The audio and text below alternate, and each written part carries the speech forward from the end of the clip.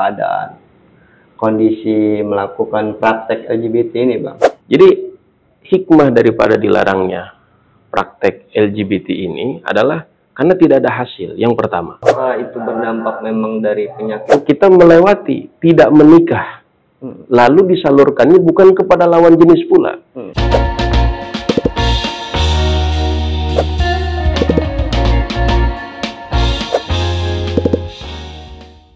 Assalamualaikum warahmatullahi wabarakatuh. Waalaikumsalam warahmatullahi wabarakatuh. Kembali lagi bersama kami dalam acara ngobrol bareng Bang Santri. Assalamualaikum, Bang. Waalaikumsalam warahmatullahi wabarakatuh. Sehat kabarnya, Bang? Alhamdulillah, Alhamdulillah. sehat. Masih lancar berarti aktivitas nih? Alhamdulillah lancar. Masya Allah. Kebetulan kita sebelumnya sudah ngebahas masalah di episode pertama itu ada haid, Bang, ya. Haid, Yang kedua di episode kita sudah membahas masalah terkait Nifas. nifas. Dan yang ketiga ini cukup menarik, Bang. Coba kita obrolin bagaimana yang saat ini sudah mulai rame dibicarakan lagi di media sosial nih, terkait masalah pembahasan yaitu suka sesama jenis nih, Bang. ya. Atau yang bisa kita bilang LGBT gitu. Pandangan Abang sendiri nih. Oke lah, sebelum kita masuk ke obrolan kita, mungkin biar agak rileks sedikit, diminum dulu Bang kopinya, Bang. Terima kasih. Oke. Bismillahirrahmanirrahim. Pas banget nih manisnya nih. Tidak berlebihan. Oke, kita langsung bahas nih, Bang. Terkait masalah LGBT ini, yang saat ini kan di sosial media kan mulai menciut lagi nih, Bang. Rame lagi dibicarakan gitu.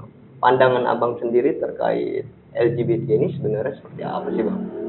Ya, LGBT itu kan singkatan dari lesbian, gay, biseksual, dan transgender. Nah, itu semua bagian daripada ketidaknormalan pada manusia. Jadi menyimpang, sesuatu yang menyimpang. Baik secara agama maupun norma tidak dibenarkan. Karena itu bentuk penyimpangan, menyalahi fitrah manusia.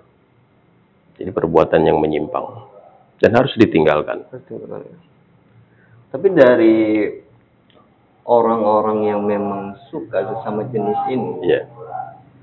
apakah itu berdampak memang dari penyakit psikolog, dari segi mental, ataupun memang dia suka aja gitu sama jenis itu, Bang?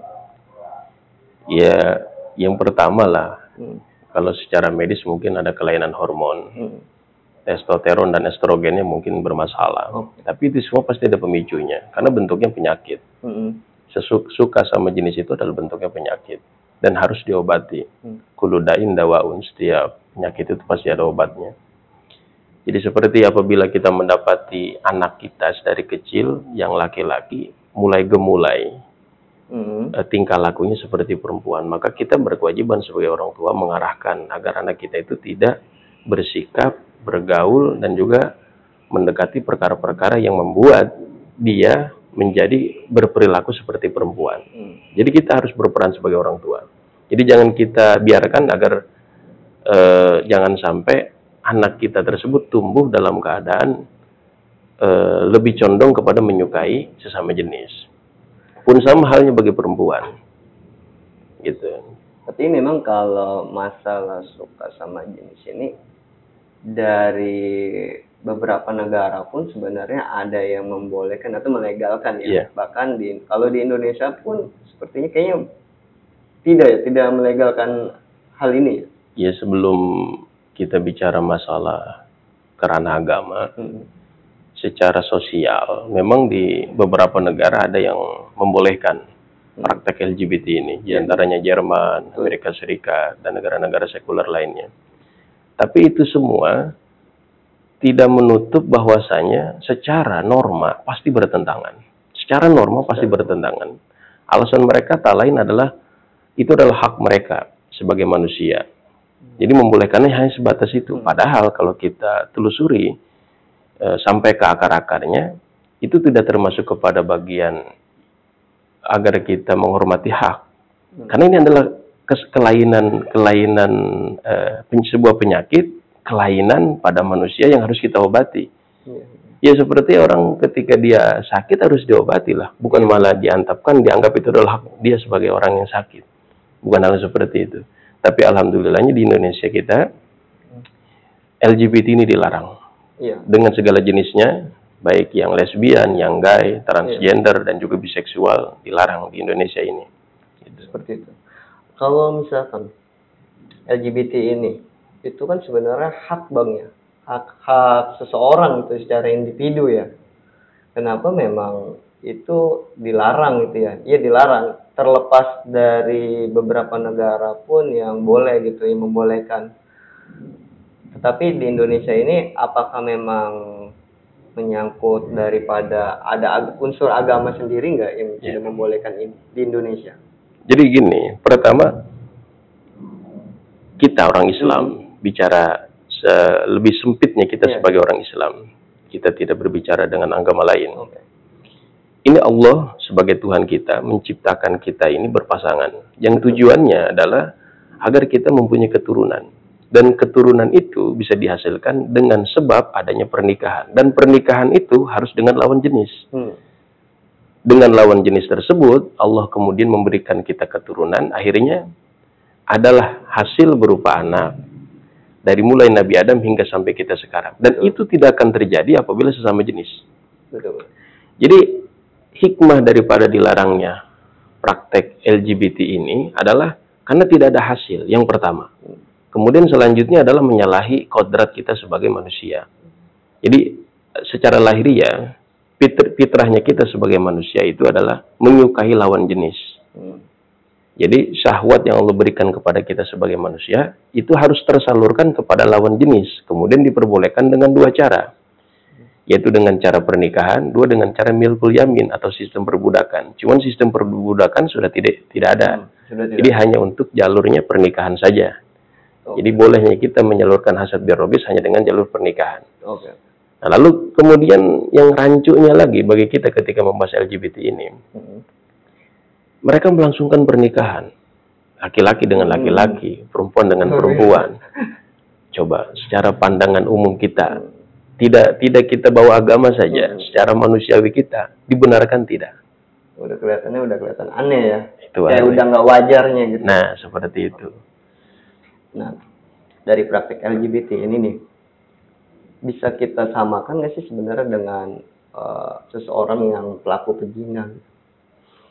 Ya, jadi kalau LGBT ini kita merujuk kepada gay ya. Gay ini kan nanti ada mereka memuaskan hasrat biologisnya dengan cara liwat, bahasa Arabnya liwat, yaitu penetrasi melalui dubur, melalui jalan belakang. Ini bahasanya liwat. Dan liwat ini dengan zina sama-sama dosa besar.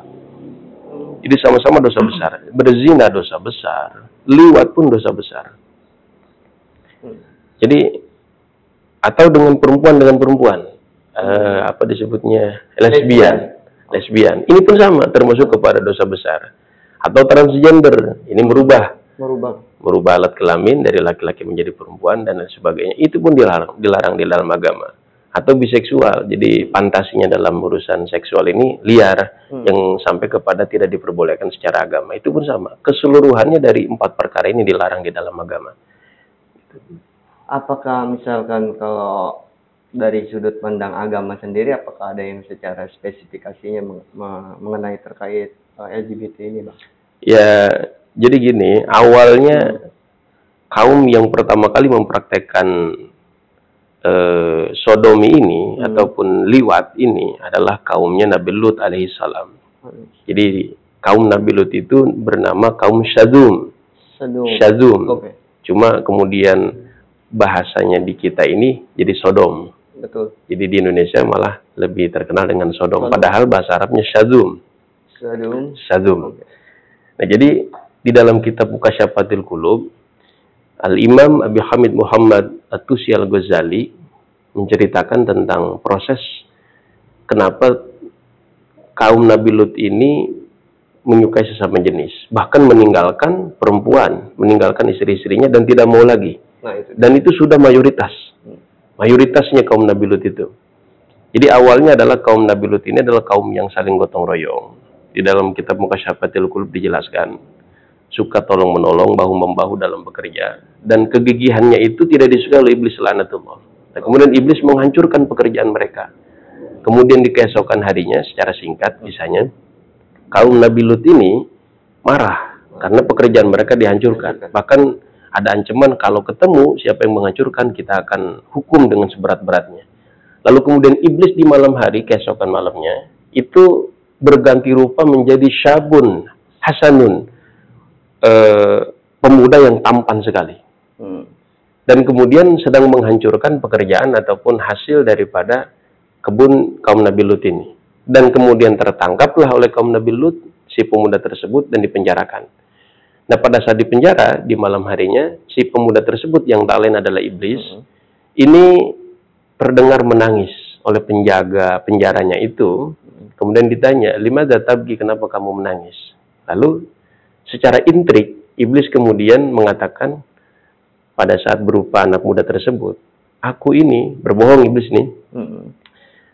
"Kalau mau tidur selalu dipeluk oleh bapakku, oleh orang tuaku." Sudah mulai menggoda berarti iblis, sudah mulai bermain ya. Dia bermain intrik di situ. Jadi aku tidak bisa tidur kalau tidak dipeluk. Akhirnya dipeluk oleh sang penjaga tersebut. Dan ternyata iblis yang pada saat itu berupa pemuda tampan yang rupawan, itu menggoda. Dan akhirnya timbul syahwat juga. Akhirnya terjadilah proses liwat ataupun praktek sodomi pertama kali di muka bumi ini diawali. Yang disodomi itu adalah iblis laknatullah yang merupa pemuda yang tampan. Dan itu pertama kali terjadinya. Dan seterusnya mereka meninggalkan perempuan, bahkan lebih menyukai sesama jenisnya. Khususnya para tamu-tamu yang datang kepada kaum sajum tersebut. Dan akhirnya pada saat itu kalau nggak salah memang kaumnya Nabi Lut juga dibinasakan semua. Jelas, dibinasakan. Jadi dihancurkan karena memang tidak mau menerima nasihat Nabi Allah Lut alaihi salam. Cukup menarik pembahasan kali ini. Tapi menurut pandangan abang sendiri atau ada pandangan dari agama Islam terkait orang teman-teman atau kawan-kawan semua di luar sana yang saat ini memang lagi masih dalam keadaan kondisi melakukan praktek LGBT ini, Bang, apakah itu ada obatnya gitu? Iya, jelas. Tadi itu ya, likulli da'in dawaun. Setiap penyakit itu ada obatnya. Dan lesbian gay ini bagian daripada penyakit yang harus kita obati. Yang pertama, kita harus bertakwa kepada Allah. Karena orientasi daripada LGBT ini adalah syahwat. Syahwat ini harus kita kekang. Agar jangan sampai kita melewati batas. Allah berbolehkan kita menyalurkan hasrat biologis tapi kepada lawan jenis dengan jalur pernikahan. Betul. Nah, sekarang kita melewati tidak menikah. Lalu disalurkannya bukan kepada lawan jenis pula. Tidak menikah kepada lawan jenis berzina. Itu dosa besar. Apalagi kepada sesama jenis dan tidak menikah pula karena tidak disahkan. Bisa dikatakan lebih berat sekali daripada zina. Jadi itu yang harus kita pahami. Pertama, takut dulu kepada Allah. Lalu kemudian mengusahakan kita menyibukkan diri untuk ibadah kepada Allah. Dan pahami, Allah Ta'ala menciptakan kita sebagai manusia. Fitrahnya adalah mencintai lawan jenis. Bukan mencintai sesama jenis. Jadi mudah-mudahan dengan konsep seperti itu yang tertanam di benak kita akan menghilangkan rasa suka kita kepada kepada sesama jenis. Bahkan gini, karenanya di dalam kitab-kitab fikih itu bahasa Amrod Jamil, paham Amrod Jamil, Bang? Pernah dengar bahasa Amrod Jamil? Enggak, belum pernah saya. Jadi Amrod Jamil itu anak muda yang ganteng rupawan. Tampan sekali. Tampan sekali. Jadi tampan itu hampir menyerupai perempuan. Ya mungkin di kita jarang lah di Indonesia ini. Tapi kalau di negara-negara Timur Tengah atau di Korea, ini banyak sekali pemuda yang bisa dikatakan Amrod Jamil. Hampir menyerupai wanita. Hampir menyerupai wanita. Saking tampannya hampir menyerupai wanita.